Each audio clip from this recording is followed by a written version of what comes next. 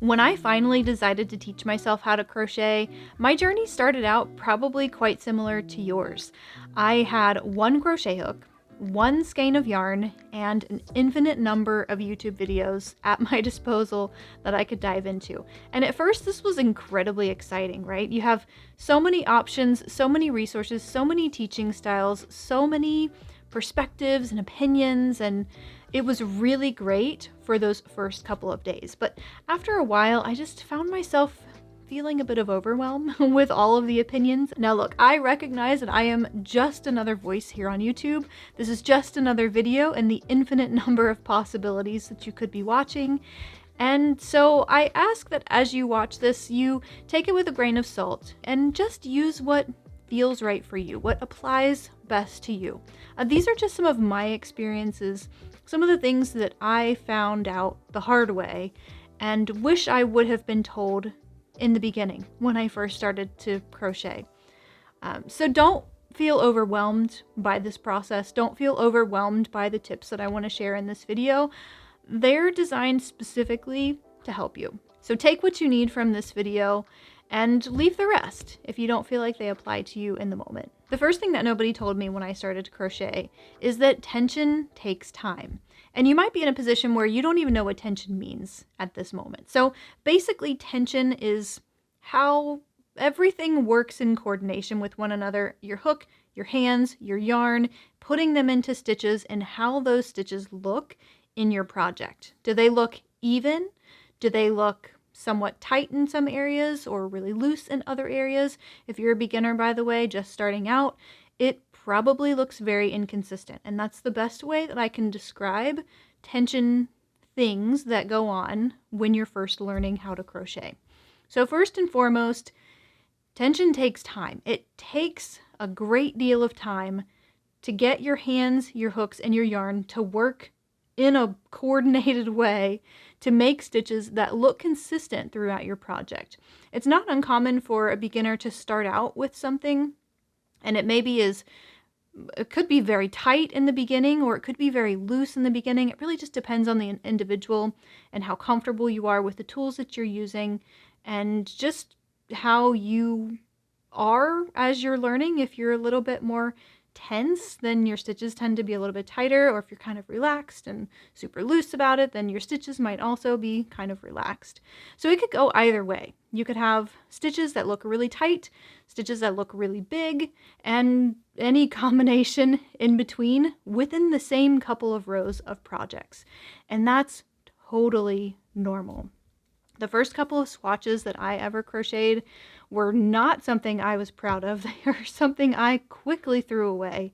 And I kind of regret that now, actually. So if you're making a couple of swatches or just the first couple of things that you're making, hold on to them. Because one day you're going to look back at those and kind of giggle at yourself and think, wow, like this is where I started and this is where I am right now.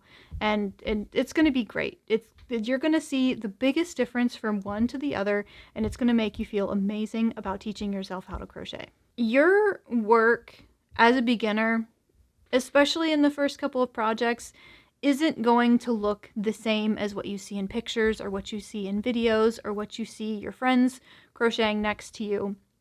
And the first tip, I guess, the first thing that I wish I knew is that it's completely okay and it's completely normal to have your stitches look a little bit wonky.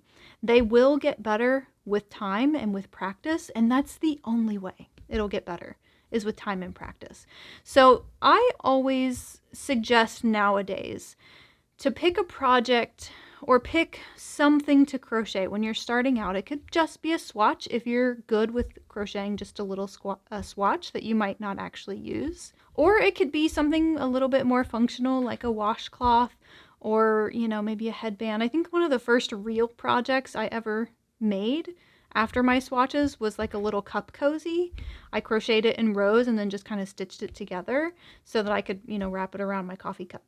So those are quick and easy little projects that don't take a lot of time, but the reason I say go with a swatch or something small and something that you don't really have your heart set on finishing, those are the best first projects or first swatches or first things to crochet, because as you're learning how to correct your tension and, just like I said, have everything work together in a coordinated way, you're going to have some growing pains with that, and it's not going to look good or even or consistent for, maybe a couple of swatches or a couple of projects. But the one thing I can almost guarantee is that as you go from one swatch to the next or one project to the next, you're going to see incremental changes from one to the next. Your second one is going to get a little bit better than the first one. Your third one will be a little bit better than the second one. And even, 4 or 5 swatches or projects in, you might not be so proud of it yet, but it's going to look a lot better than those initial projects or swatches that you crocheted. And your tension is just going to improve and get better over time until you finally get into your rhythm, build some muscle memory for the stitches, and have everything kind of settle in and relax. The second thing that nobody told me when I first started to crochet is that the yarn that you pick actually matters. I was the one who went to the yarn store and found the prettiest, fluffiest, softest yarn that I could find. And that was not the best choice. Not because those yarns aren't good to use, because they are, and they're wonderful, and I think that you should use them down the road in a project. But there are some yarns out there that are just a little bit more beginner friendly. And these yarns are usually very smooth in nature, so they don't have any of those extra little fuzzies or fluffiness to them that makes them, really soft and lovely in projects. But that soft and fluffiness means that you can't really see what you're doing. You can't see the yarn, you can't see the stitch, and therefore it's difficult to learn how to, correct your tension and work your stitches when you can't even see the stitches in the first place. So while these yarns are really great, and like I said, I do recommend them for some projects in the future, I would steer clear of textured yarns. So anything that maybe has any type of fuzziness or halo to it, you might often hear it referred to as. Yeah, these are wonderful yarns to use, but the fluffiness of this just tends to make it a little bit harder for beginners to use and to see the stitches that they're working. So some of the yarns that I recommend for beginners is just the smoothest yarn that you can find. I will typically recommend a number 4 or a number 5 weight yarn. These are yarn weight categories that we use here in the US. So a number 4 weight yarn would be also the same thing as a worsted weight or a medium weight, you might hear it called. But on your yarn label, you'll actually see a little skein of yarn, a little picture with a number 4 on it. Those are great. Also, number 5, bulky yarns. These yarns are a little bit thicker, obviously, like the thickness of the yarn goes up with the number associated with the weight. You'll hear these referred to as a bulky weight yarn. Now, you typically want to use a bigger crochet hook with a bulky weight yarn, but the benefit to these is that things work up a little bit faster and the yarn is a little bit bigger. So if you're feeling like the yarn is not like super smooth going through your fingers, or you feel like you don't have any control on the yarn as it's gliding through your hands, just having a yarn that's a little bit thicker can really go a long way to help you hold on to everything in a way that makes your tension a little bit more like even. Anything thinner than these 2 weights, they start to get a little bit more difficult to see the stitches, which is really important as a beginner, because in order for you to improve your tension, build the muscle memory, and just kind of like build confidence in knowing what you're doing, you have to be able to see what you're doing and to identify stitches. And it's just so much easier when you're using a smooth, medium weight, or bulky weight yarn. The third thing that nobody told me when I started crocheting is that you don't have to know everything at the start. You don't have to have everything memorized. You don't have to know everything in order to go from your swatches or just your first couple of practice stitches to your first project. That's why I felt so much overwhelm initially, because not only did I have tons of resources available that I could watch, tons and tons of videos on, I felt like I could learn everything at once. And that just made me feel like I was drinking through a fire hose. It was just too much information that I just didn't have any way to sort through and prioritize and know what was actually important. So nowadays, I like to suggest learning one stitch at a time. I started out learning the single crochet, or well, I mean technically the chain stitch, because that's sort of your foundation. Once you master the chain stitch, then move into the single crochet, which is kind of the next step from that. Master the single crochet, understand, how to work it and kind of build that muscle memory, and then go up the line. Go to your half double crochet and then your double crochet. And these are the 3 stitches that I started out with. Eventually, once I figured out that I didn't have to know how to do everything, these are the 3 that really laid the foundation for my first project. I was telling you that little cup cozy that I made. I ended up doing 1 row in single crochet, and then 1 row in double crochet, and then 1 row in single crochet, and 1 row in double crochet. And there were instances where I missed a stitch and you could see like a little gap or a little hole, and I just left it there. Imperfections are part of the process, but knowing just what you need to know for the thing that you're making at that time just really worked well for me. I didn't feel like I had to memorize everything, and I didn't feel overwhelmed by just the sheer number of items that I could be learning. I just learned what I needed to know for that project. And then for the next project, I learned what I needed to know for that project. And I just kind of built on to things from there. I built my knowledge based on projects from there. Now, the next really important thing that nobody told me when I started crocheting is that frogging isn't failing. And if you're like, what are you talking about? What is frogging? Is that an actual thing? Frogging is a fun little wordplay that we use as crocheters to basically say we're ripping out our work. So I think the saying goes, or how it got started, as you're ripping back your stitches, you rip it, ripping out individual stitches, and that kind of sounds like ribbit. So it became frogging, and now it's just a thing. If you have ever heard somebody say that they are frogging their work, it means they're undoing it or ripping it out or starting over.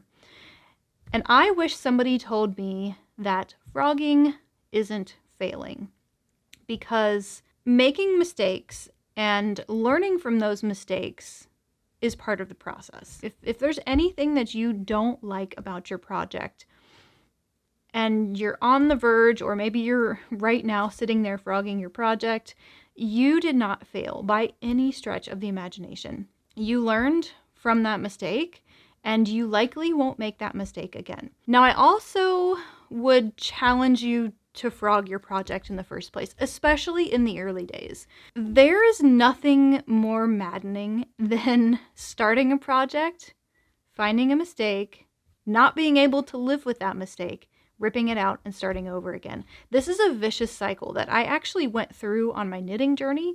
I, first of all, set out to make a project that was very important to me. I wanted to knit a baby blanket for my sister, who was pregnant at the time with her first son. And so this blanket meant a lot, and I wanted it to be absolutely perfect, but it was literally the first thing that I had ever knit or ever tried to knit. And so it was full of mistakes, and I had no way of fixing those mistakes. I didn't know what mistakes I was even making. And so when I would do something silly, I would just rip it out and start over again. And I tried this several times before I finally was like, this is not for me. I can't do this. I'm not good enough. I just don't think I can do this. It's just not for me. Knitting isn't my thing. But that was so far from the truth. And the reason I got to that point is because I drove myself crazy. Because I made a mistake, because I'm human and I'm learning something new, and I couldn't live with the mistake, so I ripped it out and I started over. And I made a mistake, and I ripped it out and I started over. And this vicious cycle drove me to quit.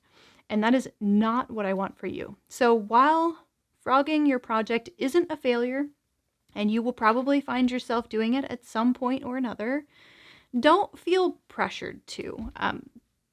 Embrace the mistakes because they will happen, and recognize that with each project it gets better and better. So that's why earlier I recommended that you start with something that's quick and easy and that doesn't have so much meaning for you.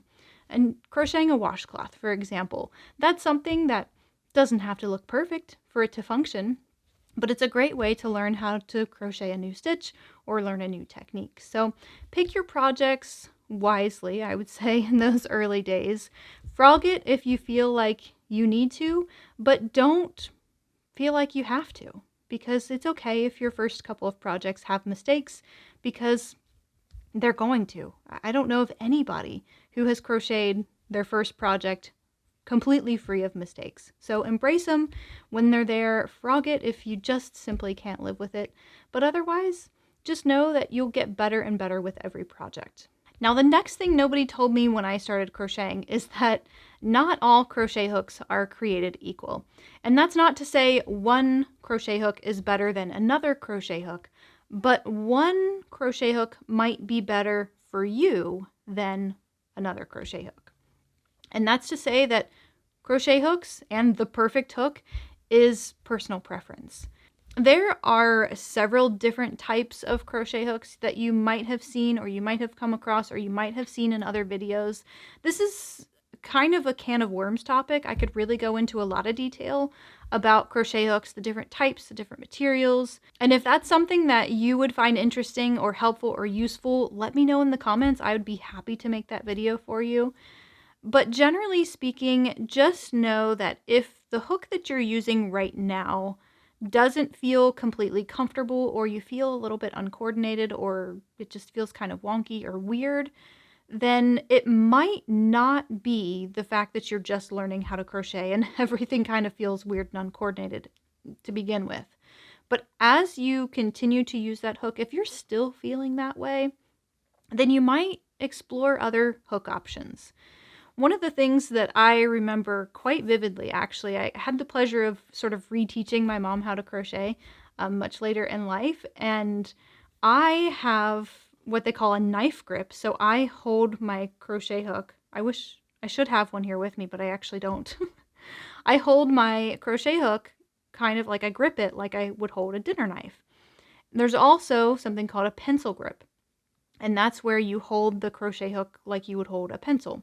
One is going to feel more natural for you than the other. So for me, being a knife grip, that's what I do. That's what I know. That's what I teach. I don't even try to get into the world of pencil grips because it's just completely different. Well, for my mom, that was the more natural way for her to hold a hook. It just felt more natural in her hands. And so it was really challenging, actually, to try to show her how to work the stitches, because I'm holding it one way and she's wanting to hold it the other way. And I didn't want to tell her she had to hold it my way because that's not what came natural to her. So I say all that to say that there is a type of hook that's better for each grip style, if you will. You have tapered hooks and you have inline hooks.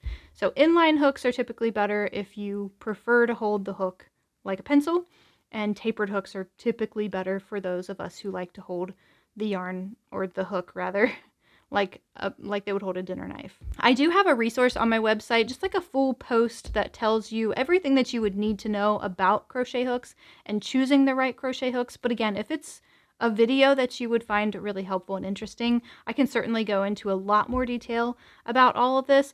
The main point right now is just to recognize that, not all hooks are created equal. What works for your mom or your best friend might not feel as comfortable to you. Basically, you don't want to feel like you're fighting your hooks.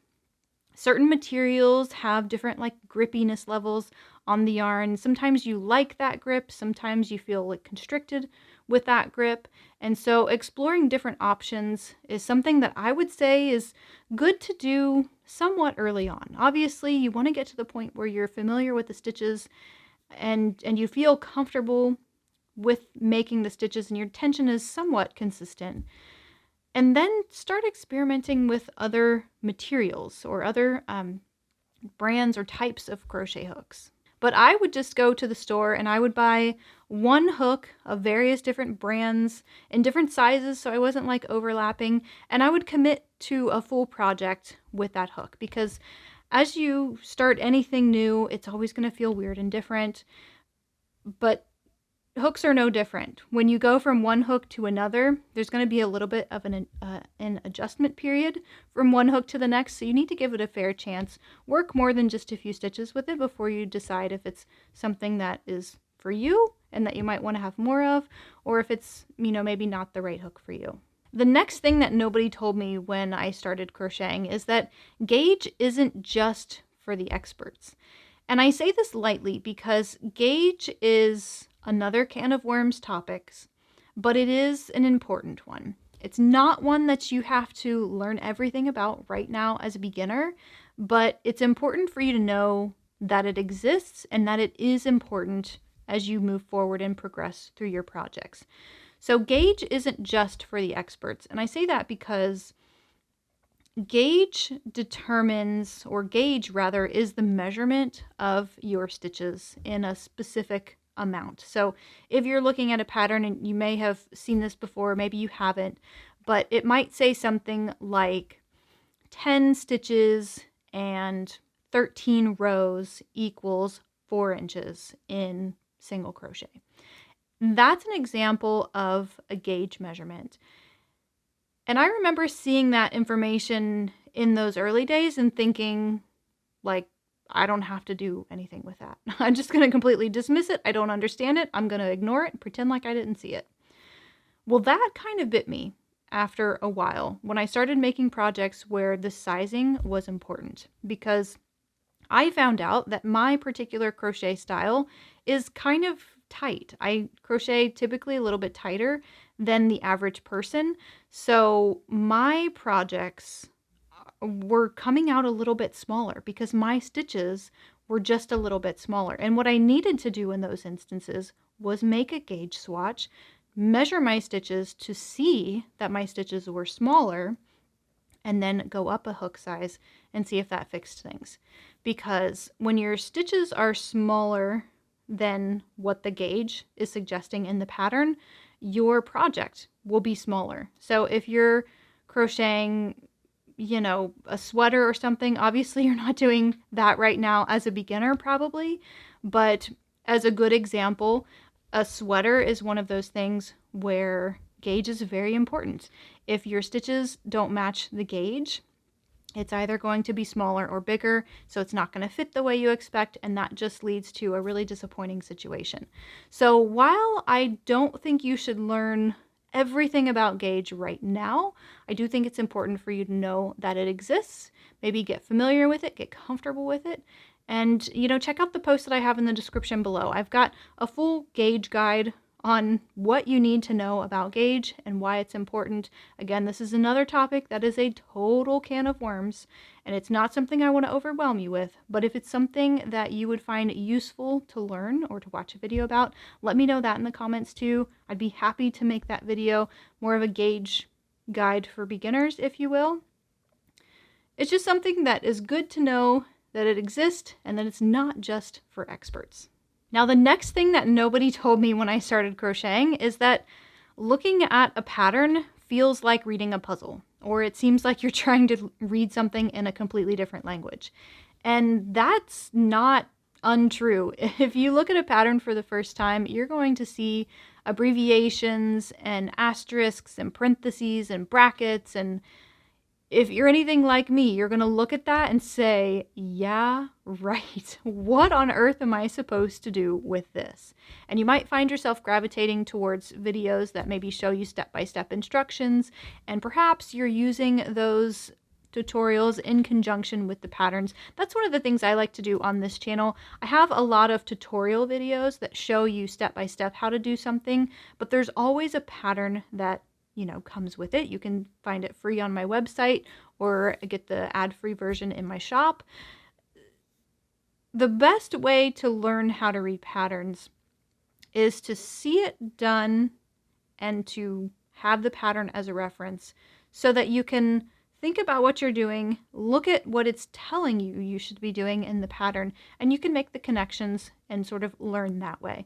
That's how I eventually learned how to read patterns, although this was a pretty rocky and bumpy journey for me because they're just, at least at the time, there wasn't a lot of information out there on how to learn how to read patterns. It was just a thing that I really, really struggled to find information on. So again, if this is another one of those topics that you think you would benefit from a video from, or a more detailed guide or explanation on reading patterns, let me know that in the comments. That is definitely something that I would love to provide for you if you would find it helpful. So these are just a handful of things that I wish somebody told me when I first started to crochet, but I know there are so many other things. There might be something that you're working with right now, or that you're struggling with, or that you're stuck on, and you just need a little bit of extra advice. So if there's something that you're struggling with right now as it relates to crochet, leave that in the comment section.